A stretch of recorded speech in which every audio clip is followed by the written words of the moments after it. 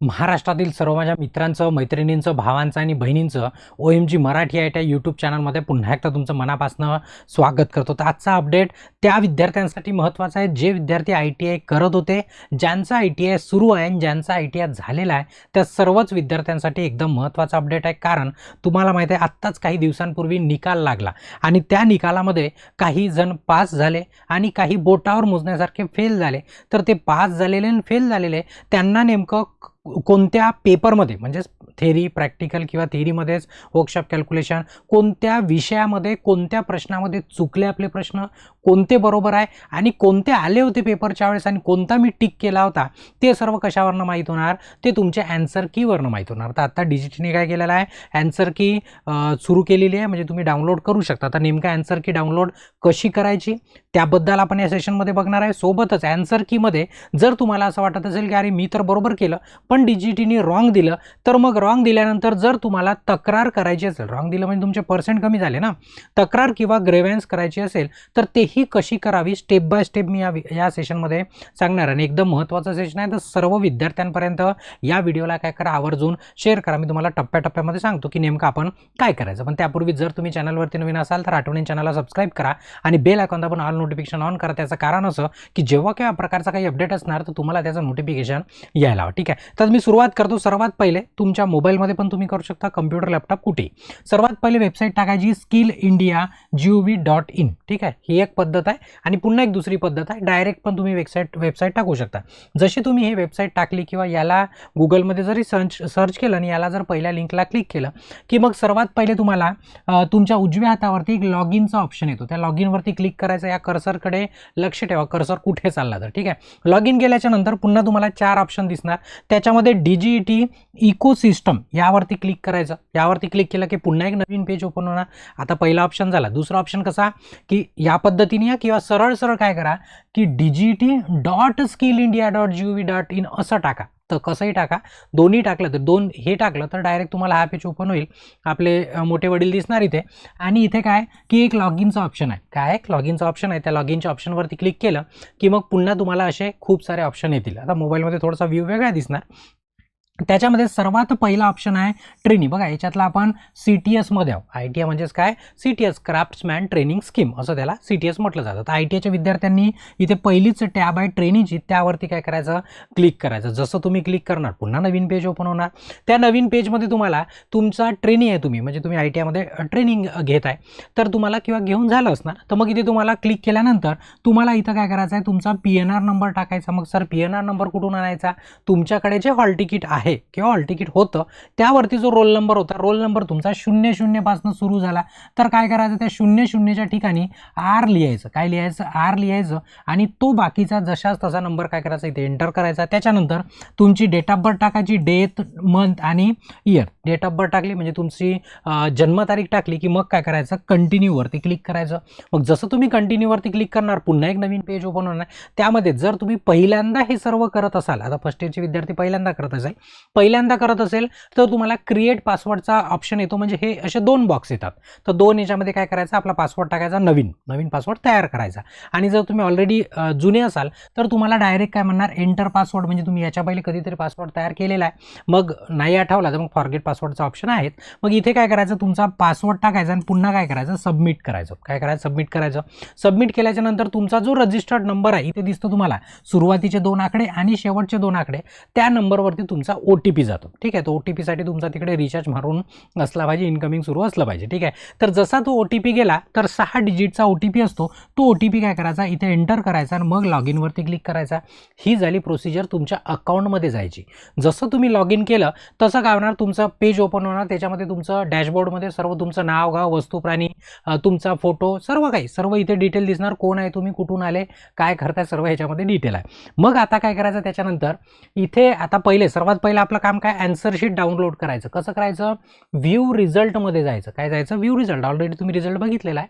आता इथं व्ह्यू रिझल्टमध्ये जायचं. जसं तुम्ही या व्ह्यू रिझल्टवरती क्लिक केलं की तसं काय होणार, एक पुन्हा नवीन पेज ओपन होणार, प्रत्येक क्लिकला नवीन पेज ओपन होतो, नवीन नवीन वेबसाईट असल्या कारण नवीन नवीन पेज तुम्हाला दिसत जातं.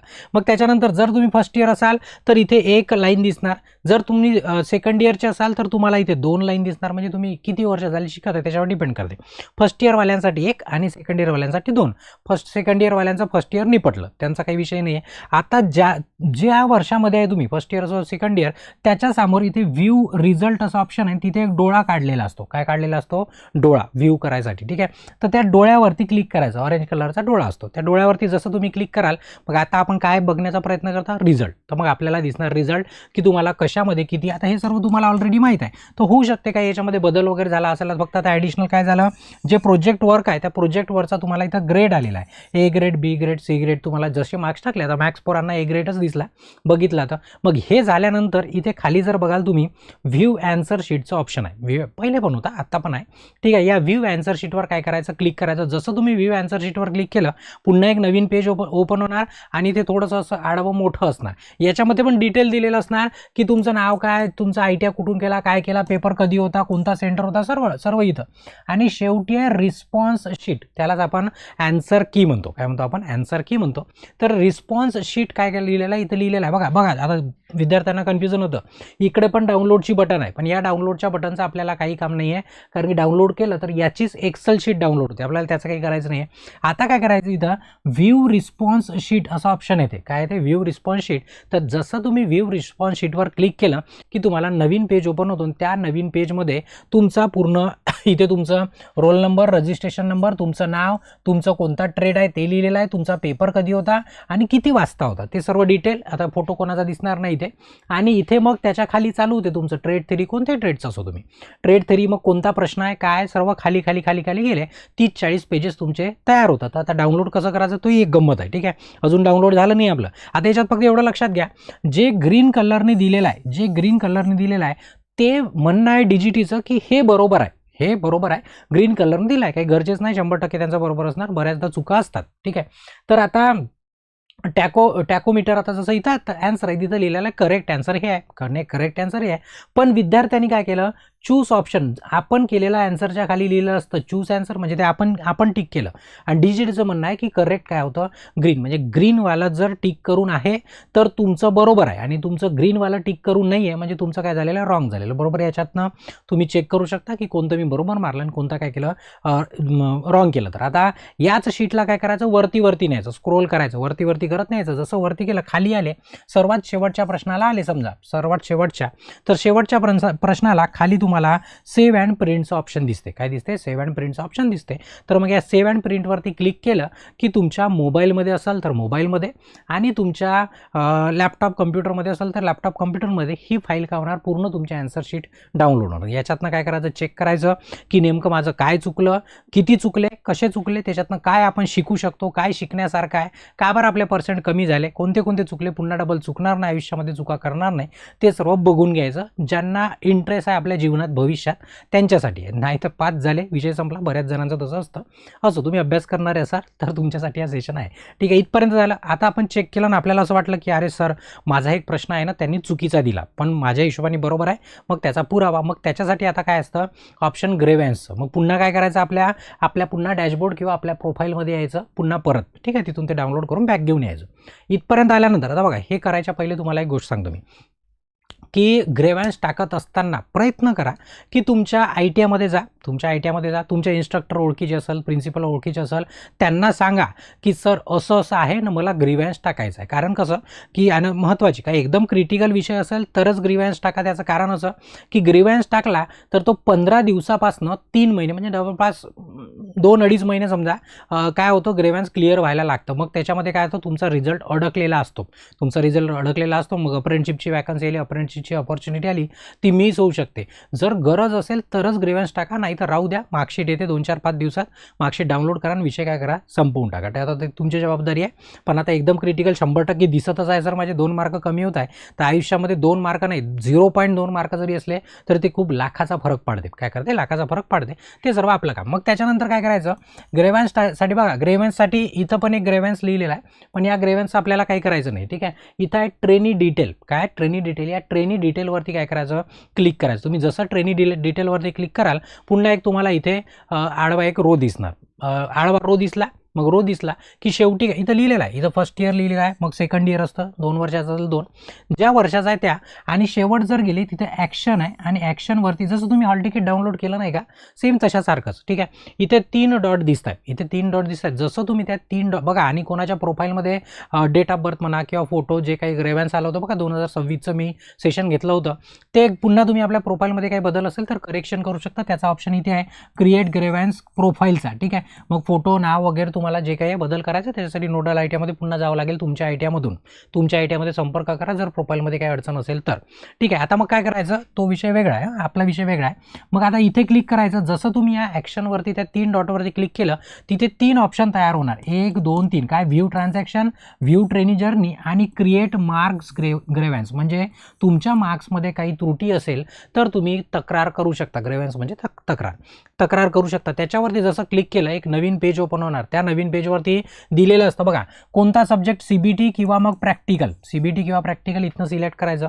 त्याच्यानंतर मग प्रॅक्टिकल असणार तर मग इथं प्रॅक्टिकलचा सब्जेक्ट लिहिलेला असतो, प्रॅक्टिकलच्या सब्जेक्टमध्ये काहीच नसतं समजा. ठीक आहे, मग आता जसं आता मी इथं सीबीटी केलं, मग इथे तुम्हाला 2 ऑप्शन दिसणार, ट्रेड थेरी, एम्प्लॉयबिलिटी. मग इथून सिलेक्ट करायचा नेमकं तुम्हाला प्रॉब्लेम कशात आहे. मग ते केल्यानंतर इनकरेक्ट आन्सर क्वेश्चन कोणता आहे त्या क्वेश्चनची आयडी कुठं लिहिलेली असते, जे तुमचे क्वेश्चन आता मी दाखवलं ना आन्सर शीट, तिथे तुम्हाला आयडी लिहिलेली असते उजव्या हातावरती, त्या प्रश्नाची आयडी. ठीक आहे, तर प्रश्नाची आयडी बघून घ्यायची आणि तो प्रश्नाची आयडी काय करायची इथे टाकायची. मग पुन्हा तुम्हाला याच्या व्यतिरिक्त पुन्हा दुसरा प्रश्न असला तर ॲड करायचं आणि जे काही सपोर्टिंग डॉक्युमेंट आहे, प्रूफ म्हणू शकतो, अदालत काय बोलते सबूत पे चलती ना, तशासारखं सबूत जर असलं ते काय करायचं इथं अपलोड करायचं आणि इथनं करायचं सेव्ह. पुन्हा एकदा तुम्हाला सांगतो की कोणाच्या तरी मोठ्यांच्या अंडरमध्ये याला ग्रेव्हन्समध्ये टाकायचं होते, तिथपर्यंत तुमच्या कॉलेजमध्ये जाऊन टाका, खूप बरं होईल. आणि दुसरी गोष्ट का हा ग्रेव्हन्स टाकल्यावर तो नोडलकडे जातो. नोडलमध्ये पण तुम्हाला एकदा भेट द्यावी लागेल की तुम्ही जे काही ग्रीव्हन्स टाकला, नाही तर मग तुम्हाला फोन तर येतोच. ठीक आहे, नोडल कुठं असतं, प्रत्येक जिल्ह्याच्या गव्हर्नमेंट आयटीआयमध्ये नोडल असतं. तर इथं सेव्ह करायचं आणि जर काही क्रिटिकल नसेल तर काहीच करू नका, कारण क्रिटिकल नसेल, थोडासा काही 19-20 असणार तर मग काही हरकत नाही, कारण की मग तुमचा रिझल्ट हेल्डवर राहील. पण तुमचा एक जरी मार्क वाढत असेल तर प्रयत्न करायला काही हरकत नाही. ठीक आहे, तर हे सर्व माहिती होती का नेमका ग्रीव्हन्स कसा करायचा आणि नेमकं आपली आन्सर शीट कशी डाउनलोड करायची. आता जर तुम्ही अभ्यास करणारे विद्यार्थी असाल आणि तुम्हाला अप्रेंटिसशिप किंवा गव्हर्नमेंट जॉबचे अपडेट पाहिजे असेल तर आपलं टेलिग्रामचं आणि व्हॉट्सअपचं चॅनल आहे CST लॉन्चपॅडचं, त्या चॅनलला काय करा, सबस्क्राईब करा. आणि ज्या विद्यार्थ्यांना अभ्यास करायचा आहे गव्हर्नमेंट जॉबसाठी, तेही खास इलेक्ट्रिशियन आणि वायरमनचे विद्यार्थी, तर आपलं यूट्यूब चॅनल आहे CST लॉन्चपॅडचं, त्या चॅनलला पण सबस्क्राईब करून राहा. सर्व अपडेट जॉबचे तिथे पण येतात.